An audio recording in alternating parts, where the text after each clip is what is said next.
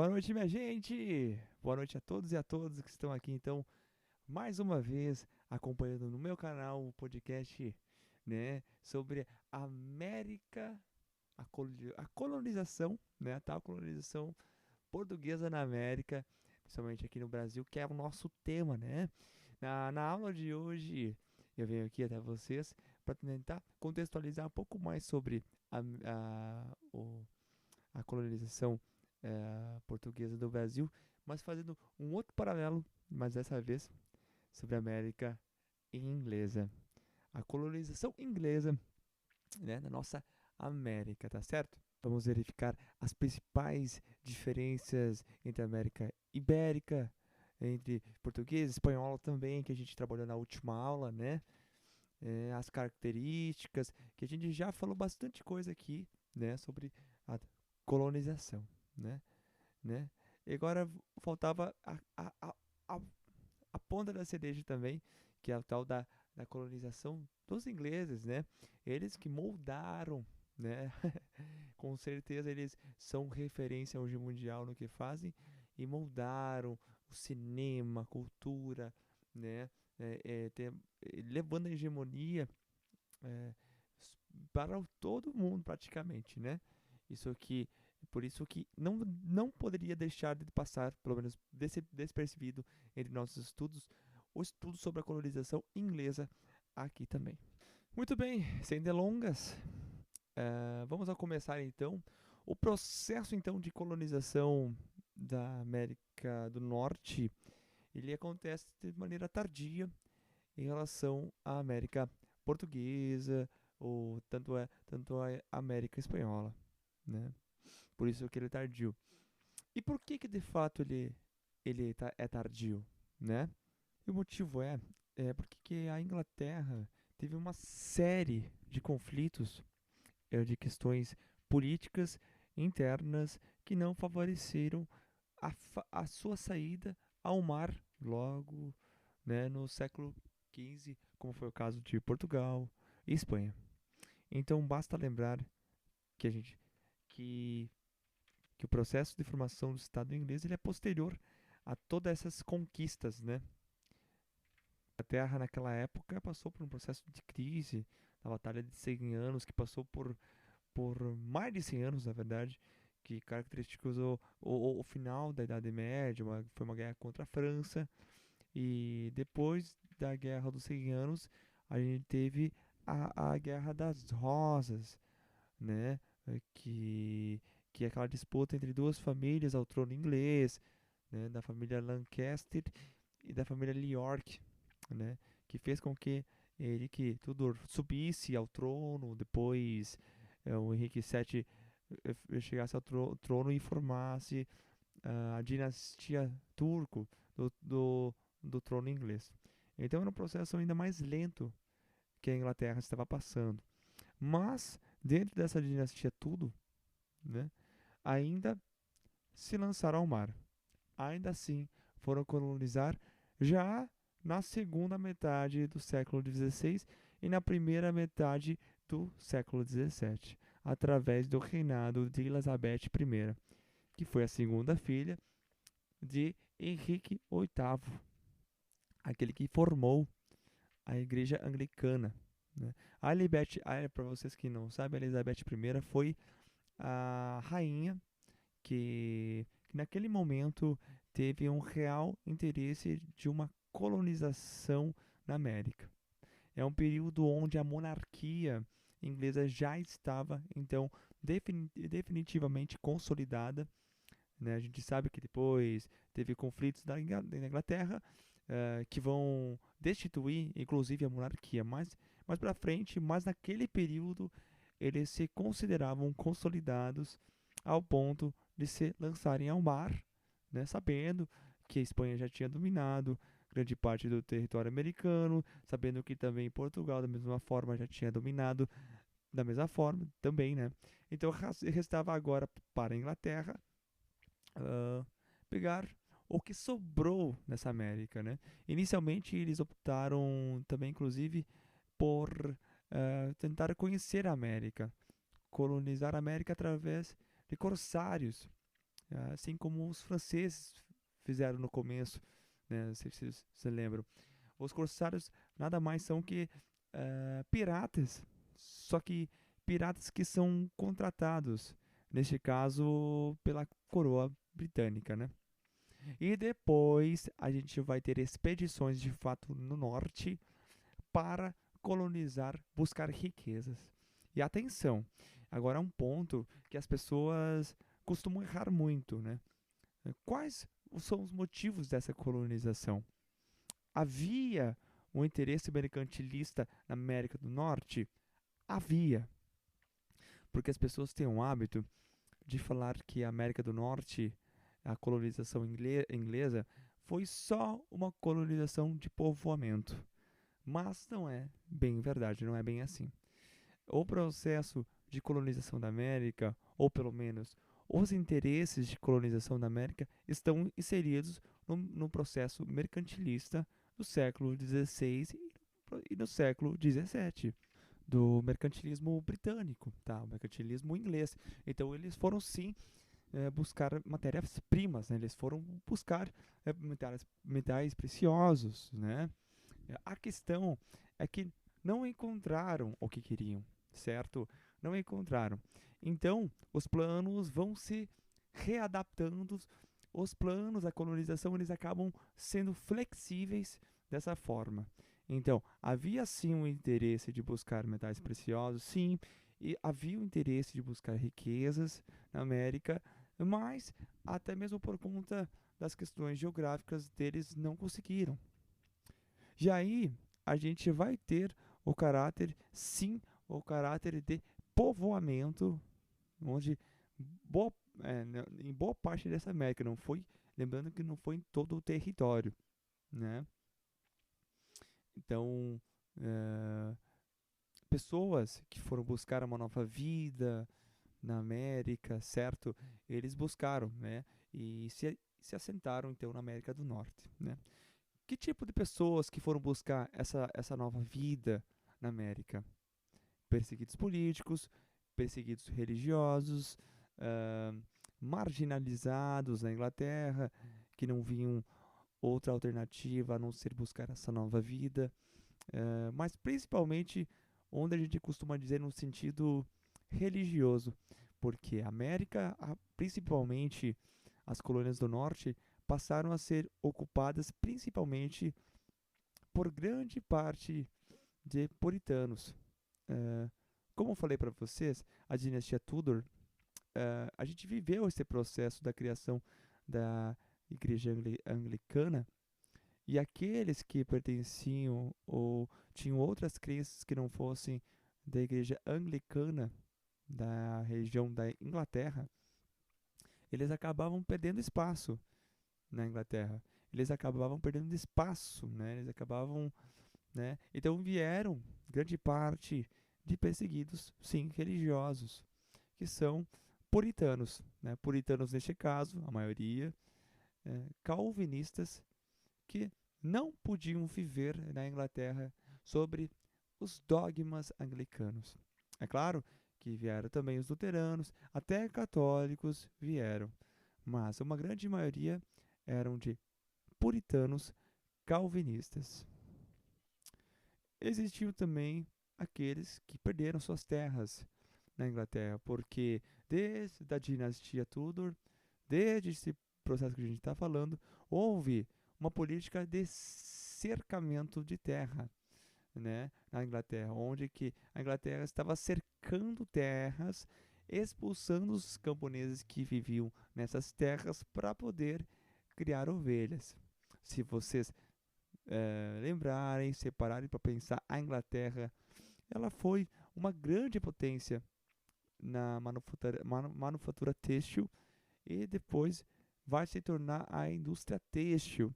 Então, grande parte dos camponeses mais humildes da Inglaterra acabaram sendo expulsos de suas terras para a criação de ovelhas, para dar origem aí às grandes manufaturas têxteis. Então, pessoas miseráveis, pessoas pobres ali, tinham a América como uma nova possibilidade de vida. E essa colonização, ela foi feita por empresas privadas. Isso era muito comum nos tempos em que, no mercantilismo, né? Na colonização principalmente. Por quê? O Estado inglês, ele acabava apoiando a iniciativa privada para poder fazer a colonização. A gente teve um processo parecido na América Espanhola, até, teve até um processo parecido na América Holandesa, Francesa e até Portuguesa, né? E aí couberam duas grandes empresas que fizeram a colonização do território americano, lá da América do Norte. A Companhia de Londres, que cuidou de colonizar e fazer toda a logística da colonização do Norte, da América do Norte, e a Companhia de Plymouth, que fez toda a logística e colonização da América, da parte sul da América, certo? Elas criaram colônias, essas empresas criaram colônias na América e, e a gente foi chamar das famosas das 13 colônias, né? As 13 colônias eram colônias independentes entre si. Isso é muito importante que vocês saibam. Não existia uma questão homogênea da América, não existia uma unidade da América do Norte, né? E neste caso, parece muito com as capitanias hereditárias. Vamos fazer um comparativo com a colonização portuguesa agora, né? Então, que o Brasil foi dividido em 15 capitanias, doadas aos 13 capitães donatários, que eram independentes entre si, né? E essas duas empresas fundaram então ali as 13 colônias britânicas, que eram independentes entre si. E essas duas companhias deveriam ter subordinação ao Estado inglês. Na prática, a gente vai ver que não é bem isso que aconteceu, até mesmo por conta do caráter de povoamento, né? Mas elas deveriam ser subordinadas ao Estado inglês, certo? Vamos lá então. As colônias do norte se formaram do norte da América, no atual Estados Unidos. Elas tinham um clima muito parecido com o que é o clima na Inglaterra. Então, se você for buscar matérias-primas nessas colônias do norte da América do Norte, você vai acabar achando matérias-primas ou atividades comerciais que sejam muito próximas do que já acontecia na Inglaterra. E se vocês lembrarem, isso aqui, bom, não é uma regra, mas é quase uma regrinha básica do mercantilismo, que uma metrópole, quando coloniza, ela tenta retirar da colônia produtos que ela não consegue produzir no seu próprio território. E já que na América do Norte as colônias do Norte eram muito parecidas com a Inglaterra, é comum que seja ali, que seja onde a gente tenha as colônias de povoamento, né? Que para os colonos que foram viver lá, eles terem mais aproximação com o território, com o clima, porque era muito parecido com o que eles viviam antigamente. Então, nessas colônias do norte, na parte das 13 colônias do norte, quais as características que a gente vai ter? Por conta do grande número de perseguidos religiosos, calvinistas, que então foram viver, então ali você vai ter, então sim, uma certa perseguição àqueles que não são puritanos calvinistas. Então a gente costuma dizer que no norte a gente vai ter sim uma intolerância religiosa de certa forma, porque ela é um espaço onde os calvinistas estão procurando para sobreviver. Mas não era só disso, né? Esse tipo de característica a gente tinha nas colônias do norte, né? que a gente tinha ali? A gente vai ter a formação de pequenas e médias propriedades que era justamente para os colonos sobreviverem. A gente vai ter a prática da policultura, várias culturas agrícolas serão cultivadas nessas pequenas e médias propriedades do norte dos Estados Unidos, ou para subsistência ou para o mercado interno principalmente. Existia uma parcela que a gente vai ver daqui a pouco, que é a tal do mercado externo, né? Também, mas nada muito grande se pensando na questão mercantilista, certo? E ali você tem um sistema de trabalho que é um pouco diferenciado em relação ao que já estava acontecendo ali ao redor, né?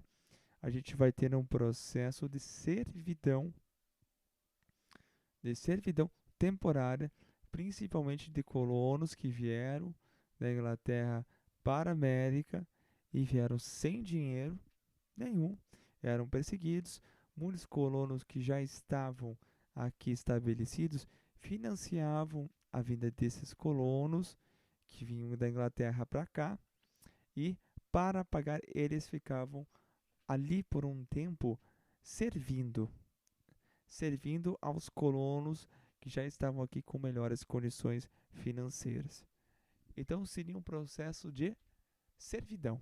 Eles não eram escravos, eles, eles não acumulavam propriedades, eles não podiam ser vendidos, não podiam ser trocados, mas eles prestavam serviço aos colonos que já estavam ali cerca de 7 anos. Então, meio que para pagar as suas dívidas. Assim como também tinha aqueles que ficavam devendo e geralmente passavam por esse regime de servidão. E, no geral, a gente define o trabalho como livre.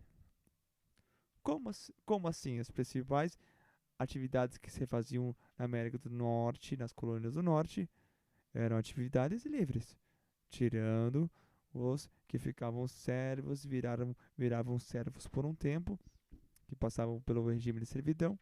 Né? Geralmente a gente diz que era um trabalho de livres, pessoas livres, que tinham lá as suas manufaturas, as suas produções, algo não tão grande para exportar para a Europa. Né? A gente fala até disso por conta do clima que se vivia ali. Mas você tinha uma liberdade do conceito do trabalho. E nós tínhamos também as colônias do Sul, que eram gerenciadas inicialmente pela, ah, pela Companhia de Plymouth, né? Como falei para vocês anteriormente. As colônias do Sul, você conta com um clima um pouquinho mais quente. Então, nas colônias do Sul, as atividades necessárias foram feitas para atender o mercado europeu, né? Para atender o mercado externo, certo? Fazer valer mais o mercantilismo. Então, quais as características que a gente vai obter nas colônias do Sul? Por não ter um caráter tão religioso como foi feito no Norte, você não tem aquela intolerância religiosa muito forte, porque o que eles estão pensando mesmo é no lucro dentro do conceito mercantilista, certo? Então, para isso a gente vai ter um processo muito parecido com o que foi na América Espanhola e na América Portuguesa. Como? A utilização de grandes propriedades de terra, os latifúndios e a produção de monocultura. Uma cultura só para poder, então, assim, exportar. E quais seriam essas principais culturas? O tabaco e o algodão. Principalmente quando a gente fala do algodão, é para abastecer a manufatura têxtil da Inglaterra. Como eu falei para vocês, que é muito importante, que lá não tinha um cercamento de terras para poder criar ovelhas. Aqui na América nós vamos ter o algodão que vai abastecer e servir muito bem a Inglaterra com a manufatura têxtil, né? E posteriormente a indústria, né? Têxtil, é claro, né? Então guardem aí, monocultura e latifúndio, né? Nas pequenas propriedades de terra nas colônias do sul dos Estados Unidos. E a principal mão de obra empregada vai ser a mão de obra da escravidão africana. Então, essa é uma diferenciação que a gente costuma dizer. O norte você vai ter um regime de trabalho mais livre, e ao sul você vai ter a mão de obra africana para poder atender às demandas da grande produção do que você tava, do que era feito nas colônias do sul, né? Só uma coisa, metais preciosos, ouro puro, é só quando os Estados Unidos vai ser independente, né? Na famosa marcha para o oeste, que vão ter aquela descoberta das grandes jazidas de metais, certo? E agora, como é que essa mão de obra africana chegava na América? Afinal de contas, como isso acontecia? Através de um processo de comércio que, que eu já deixei numa das nossas aulas aqui, que é o comércio triangular, né? É uma questão muito importante que vocês saibam que o comércio triangular era o seguinte. Eu vou explicar aqui de uma maneira bem didática, bem rápida aqui para vocês, mas vocês devem também procurar buscar mais para você se aprofundar um pouco mais nesse assunto que é muito importante, tá certo?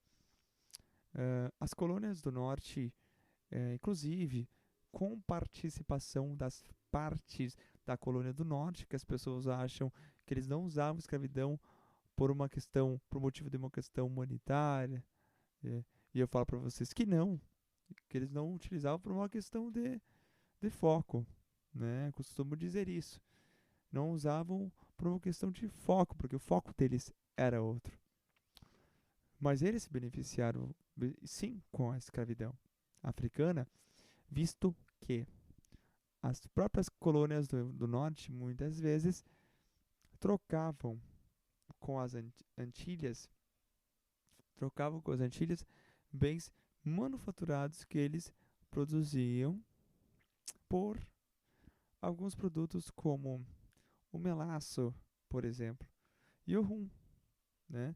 Então as próprias colônias do norte levavam manufaturas para as Antilhas, para o Caribe, onde se tinha colonização da América Espanhola, inclusive na maior parte, trocavam, levavam produtos manufaturados, levavam rum para casa e melaço. Esse rum e melaço eram utilizados para poder vender na África, na costa africana, trocando por escravos. E os escravos vinham para as Antilhas, e das Antilhas eram depois vendidos para as colônias da América do Norte, principalmente as colônias do Sul. Então você tinha essa relação entre a América inglesa, a América espanhola, até a América francesa, holandesa, e você tinha essa relação inclusive nas colônias do norte, que dali saiu grande parte das manufaturas que depois eram trocados por rum e melaço, certo? Então você tem a mão de obra escrava sendo utilizada nas colônias do sul, sim, com apoio de certa forma das manufaturas da América do Norte, das colônias do norte. E esse tripé que a gente está falando que caracteriza as colônias da América do Norte e as colônias do Sul, né? Que seria, na verdade, latifúndio, monocultura e escravidão, a gente dá um nome. E esse nome é plantation, né? Então, o nome desses três sistemas a gente está chamando de plantation. Portugal utilizou o plantation também, certo? É o nome que a gente costuma dar. Então a gente costuma dividir a colonização da América do Norte em duas partes, colônias do Norte e colônias do Sul. Mas há aqueles que ainda costumam encaixar as colônias centrais também, aquelas que fazem de certa forma, uma intermediação ou transformação entre Norte e Sul. As colônias centrais, que seriam Nova Jersey, Nova York, Delaware, Pensilvânia. Alguns vamos colocar elas como colônias do norte, porque elas têm características muito forte das colônias do norte, como a utilização de pequenas e médias propriedades. Só que o pouco que diferencia elas das colônias do norte é justamente a questão da tolerância religiosa. Eles não são ocupados necessariamente por colonos perseguidos religiosos. Então a gente costuma também separar essas do centro por diferenciação, principalmente das questões religiosas que vinham do norte. A questão econômica é muito parecida. A questão do regime de trabalho livre, eles eram bem livres nesse sentido. Mas tinha a questão de não ser necessariamente eh, ocupados por religiosos. Então a perseguição ali, a famosa caça às bruxas que acontecia no, com colonos americanos, sim, pessoas que eram queimadas na fogueira, né? É o que a gente costuma dizer que é uma aquisição protestante que existia também. Elas aconteceram mais no norte, porque nas colônias do centro você tem mais pessoas que estão buscando um novo meio de vida e eram perseguidos até de certa forma de outras, de outro caráter, de outras formas na Terra e não necessariamente religiosos, certo? Espero que vocês tenham entendido, tá? Esse tema. Ele é muito importante também para a gente fazer essa comparação, comparativo com o nosso tema que é a colonização, né, portuguesa da América, aqui na verdade do Brasil, certo, gente? Certo, gente? Então, na aula de hoje é isso, né? Espero que vocês compreendam um pouco mais sobre todo esse contexto que gira, né, a colonização da América em si, onde que o nosso tal Brasil se formou, né? Com certeza, dada a, a colonização portuguesa, tá certo? Gente, eh, qualquer dúvida pode mandar nos comentários, pode escrever ali, estarei disponível agora para as respostas, as dúvidas, né? Estarei aqui para saná-las no que for necessário, tá certo? Quero desejar mais uma boa semana para vocês, uma boa noite de descansos, né? E até a próxima aula, com toda certeza, com mais energia para muita história para vocês, tá certo? Muito obrigado e até a próxima. Até!